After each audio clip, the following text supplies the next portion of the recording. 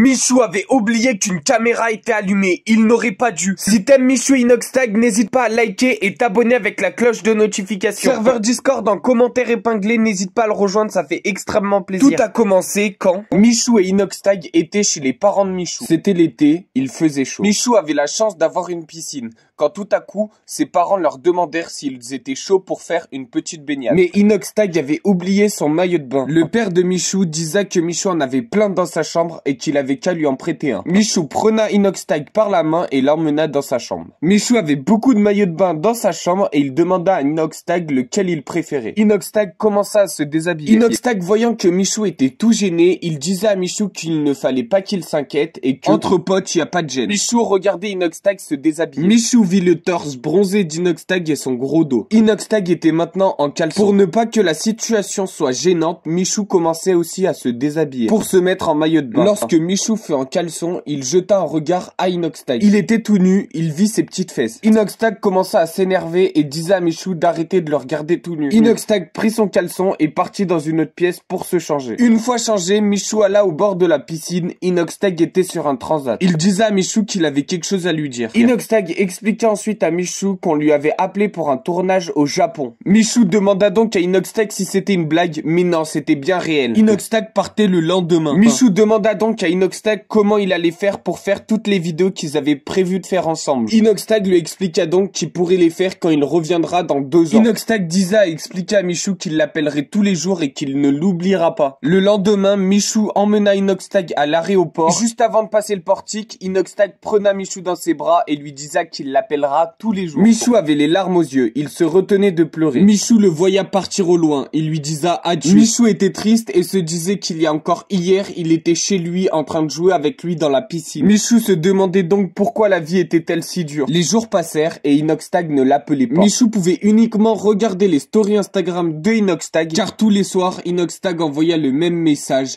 Désolé mon ref, mais la journée était trop longue, je t'appelle demain. Promis juré. Chaque jour que Inoxtag envoyait ce message à Michou, ça lui faisait mal au cœur. Il se sentait qu'il l'avait oublié. Ça faisait 2 semaines que Inoxtag et Michou s'étaient pas parlé, quand soudain, le téléphone de Michou sonna. C'était Inoxtag. Michou commença l'appel en demandant à Inoxtag pourquoi il l'avait oublié, car ça faisait 2 semaines qu'il n'avait pas eu de nouvelles. Inoxtag ne comprit pas et dit à Michou que si c'était comme ça, il n'allait plus jamais l'appeler car dès qu'il l'appelle, il s'énerve. Michou expliqua donc à Inoxtag qu'il lui avait dit qu'il s'appellerait tous les jours et là, il l'oubliait.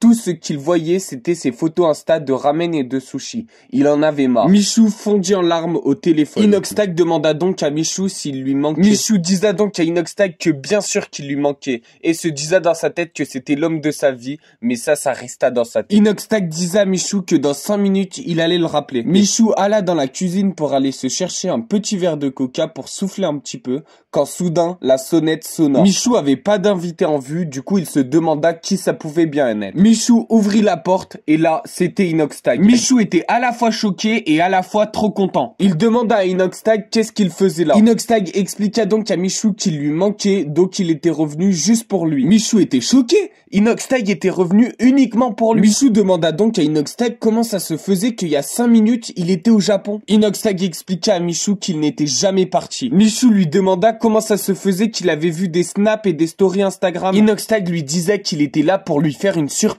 Michou lui demanda quel genre de surprise. Un Uber attendait Michou en bas de son appartement. Quand Michou monta dans le Uber, il demanda à Inoxtag où est-ce qu'il allait. Inoxtag lui expliqua donc que c'était une surprise. Le Uber s'arrêta dans une rue. Michou et Inoxtag descendirent et rentrèrent dans un immeuble. Pendant que Michou et Inoxtag montèrent les escaliers, Michou demanda à Inoxtag s'il lui avait préparé une fête surprise. Inoxtag lui répondit que c'était mieux que ça. Ils arrivèrent tous les deux devant une porte. Quand soudain, Inoxtag commençait à se dandiner de droite à gauche. Inoxtag était gêné. Il avait peur. Inoxtag demanda donc à Michou si quoi qu'il se passait derrière cette porte, ils restèrent amis. Michou répondit à Inoxtag que oui, bien sûr qu'ils allaient rester frères à vie. Inoxtag demanda donc à Michou de jurer. Michou jura. Inoxtag ouvra la porte. C'était un appartement. Michou voyait des bougies allumées de partout. Il demanda donc à Inoxtag pourquoi il y avait ces Inoxtag disait donc à Michou qu'il fallait qu'il lui montre la chambre. Michou vit un lit de place. Inoxtag lui expliqua que c'était là qu'ils allaient dormir ce soir. Michou Michou vit les coussins, il y en avait un avec marqué Michou et un autre avec écrit Inoxtag. Michou était en train de se demander ce qu'il se passait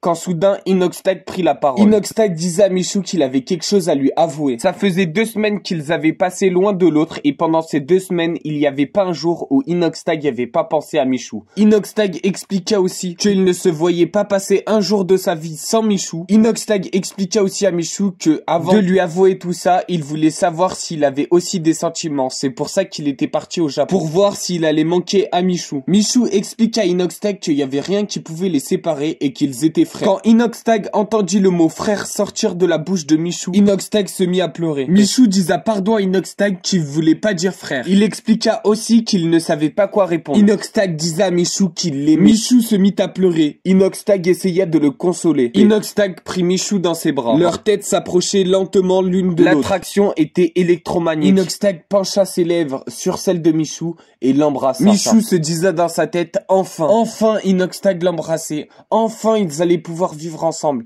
l'un avec l'autre, comme 2 anneaux d'un même collier. Michou était heureux. C'était le plus beau jour de son existence. Michou commençait à frissonner et à trembler. Quand Inoxtag enleva ses lèvres de celles de Michou, Michou tombit dans les pommes. Inoxtag rattrapa Michou juste avant que sa tête tape le sol. Inoxtag essaya de réveiller Michou, mais le corps de Michou était très lourd, comme s'il était mort. Inoxtag allongea Michou sur le lit pour écouter son cœur. Michou était là, allongé. Son visage devenait blanc. Inoxtag se demandait qu'est-ce qu'il devait faire.